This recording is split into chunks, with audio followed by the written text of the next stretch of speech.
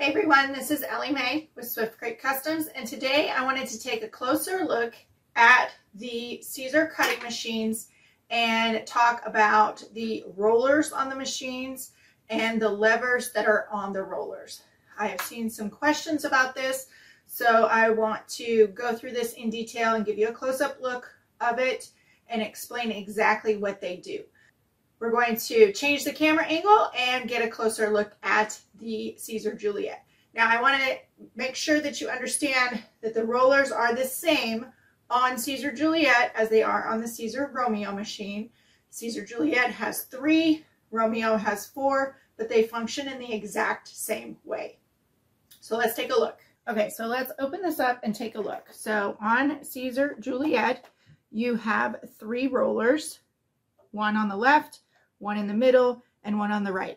The first important thing that you should know is that the rollers need to be on the black textured area of the bottom roller bar.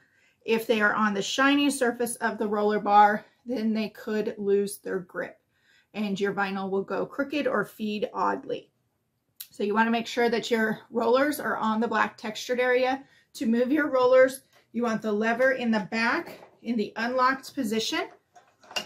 So push it down and then grab it with both hands, one on the front, one on the back, and carefully slide it along the roller bar. The more you do this, the easier it's going to be in both your practice and in getting the machine used to the sliding along that roller bar. So let's take a closer look at these rollers.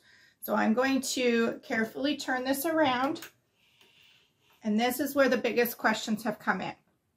So on each of these rollers, you have a lever. The lever controls the pressure on this particular roller.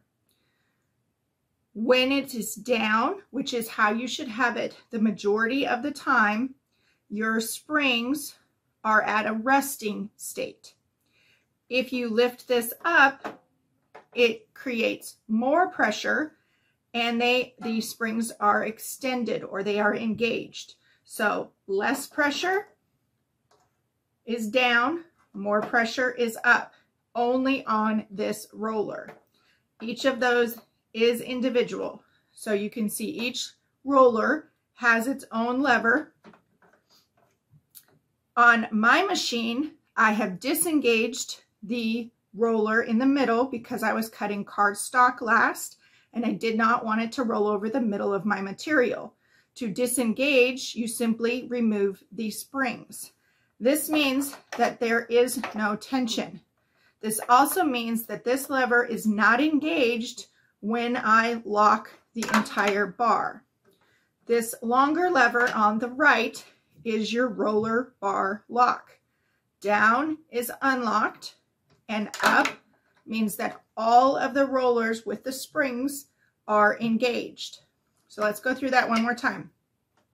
The levers on the back side of the rollers control the independent roller itself. Each one controls that roller.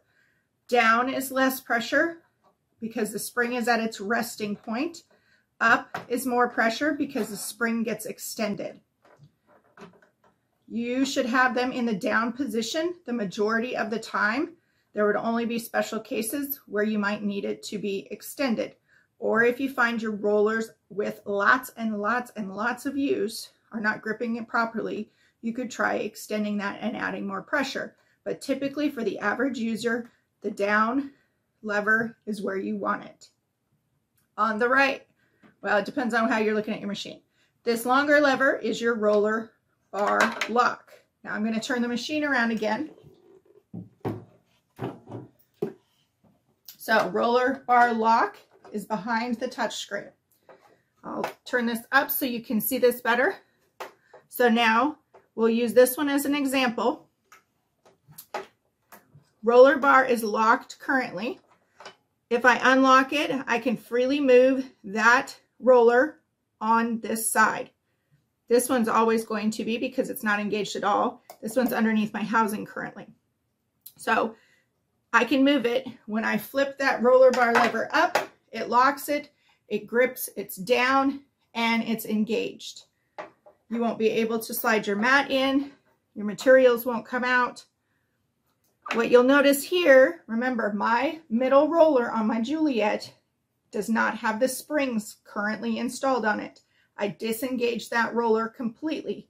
That is the only way to disengage the rollers. So I'm going to, down is unlocked, up is locked.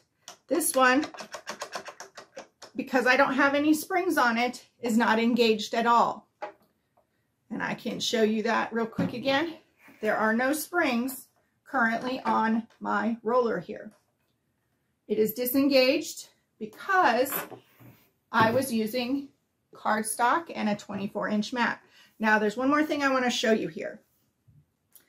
So I grabbed my cutting mat, and this is going to be a little difficult to show you from behind because of the lid and everything. But when you are using a cutting mat or on your materials without a mat, for the best success and feeding, you want the roller on the edge of the cutting mat. So you want one roller on the edge of the cutting mat, and you want the middle roller as centered as possible, but it still has to remain on this black textured area.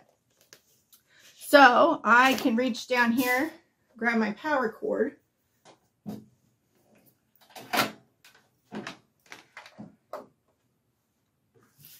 and if I turn Juliet on, I will show you. So the same concept applies when you're cutting without a mat. You still want your rollers on the edges of your material and as centered as possible if you have any rollers in between. The same thing with Romeo. So I'm going to load my mat next to the load line.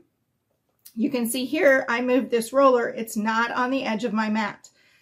The edges of the mat are not sticky. They do not have adhesive on them. So you're going to keep your mat, your rollers cleaner. And let's unlock this, move it to the side, and then set it up again. So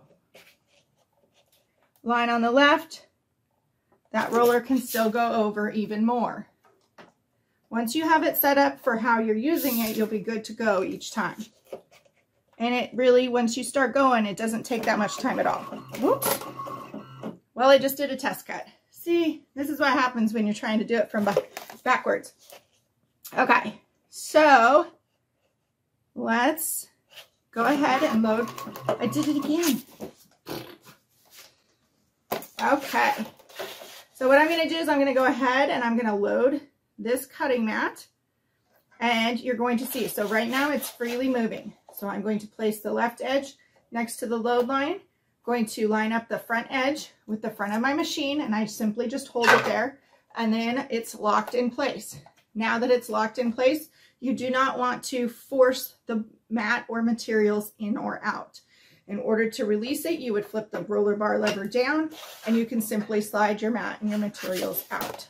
So I hope that has cleared up any of the confusion about the rollers on the Siser Juliet or the Romeo cutting machines. Roller placement is very important in your success of your cuts, especially when you are cutting long lengths of vinyl. It will play a very important role. But even when you are using a 12 by 12 cutting mat, if you do not have the rollers on the edges of your materials to support it as it feeds through, it may not cut properly. It is one of the biggest things that we see when we're troubleshooting, and it's also why we ask for photos of your machine showing the full front of the machine without materials loaded and with materials loaded. It is the fastest way to identify the issues. So I hope this video helps you to have success with your Siser Juliet or Romeo cutting machines. If you have any questions, please leave those in the comments below, and I hope you have a great day. Thank you.